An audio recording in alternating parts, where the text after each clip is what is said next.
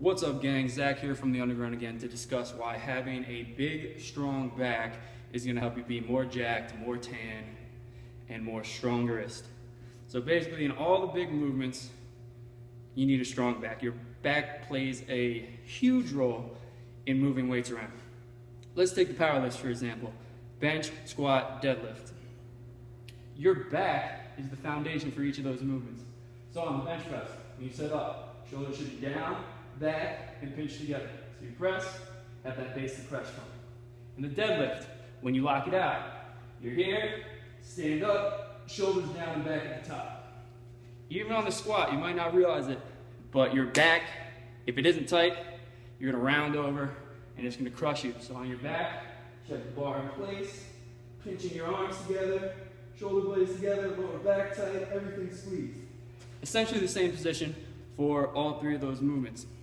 So my favorite way to train my back, and what's gotten me a relatively big back for, a little shitty 190 pound lifter, is one-arm dumbbell rows. I've been doing these religiously for about 2 years. But what I've learned is, to make it carry over to these movements, is you have to do them a particular way. So, my bench is my weakest lift, so I'm looking for carryover to the bench. When I bench, shoulders down and back, set up, my elbows are flared out here.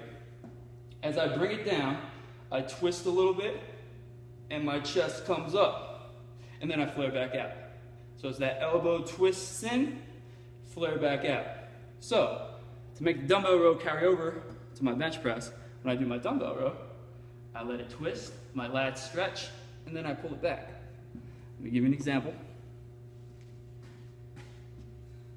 I like to set up on a bench when I do dumbbell rows just because it takes a little pressure off my lower back, because I squat and deadlift a lot, multiple times per week. So anything to take a little bit of the strain off the lower back is probably a good thing, but there's many different ways you can do it. This is the one I prefer. So, shoulders down back.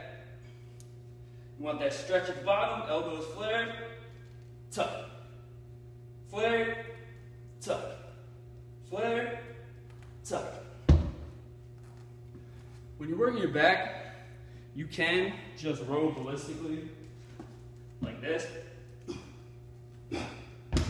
and be like Superman. But I try to save that for anything over 100 pounds just because a little body English at that weight isn't going to kill you. For anything lighter, I like to feel the stretch and pull the elbow behind me. When the elbow gets behind me, that tells me my lat is fully engaged. So, I try to keep these higher reps, 6 and above, anywhere from 6, anywhere to like 50. What I did today, a little technique, is called run the rack.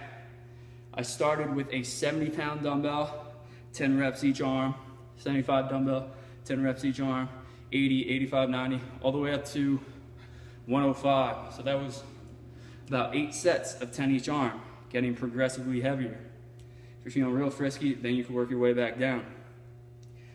Another run the rack strategy you do is with shrugs. So you tuck your chin, start with the 75s, go 10. Put it down, pick up the 80s, 10, 85, 10, so on and so forth. Basically what we're trying to do, you're trying to have a big, thick back because a big, thick back carries over to every other lift. So give this a shot. Before I end this, how often should you train your back? I say as much as humanly possible.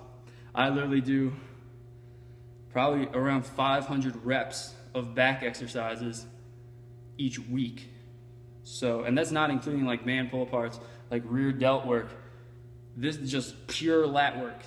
So this has had a huge carryover in my bench, deadlift, squat, and who doesn't want a big back? Like I said, a big back increases all your other lifts. You can have big biceps, big chest,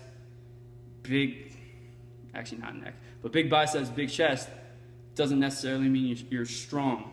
I've yet to encounter a person with a huge back who's weak. So build your back, look better in a tank top, look better naked, be more stronger, be more jacked. Let me know how it goes.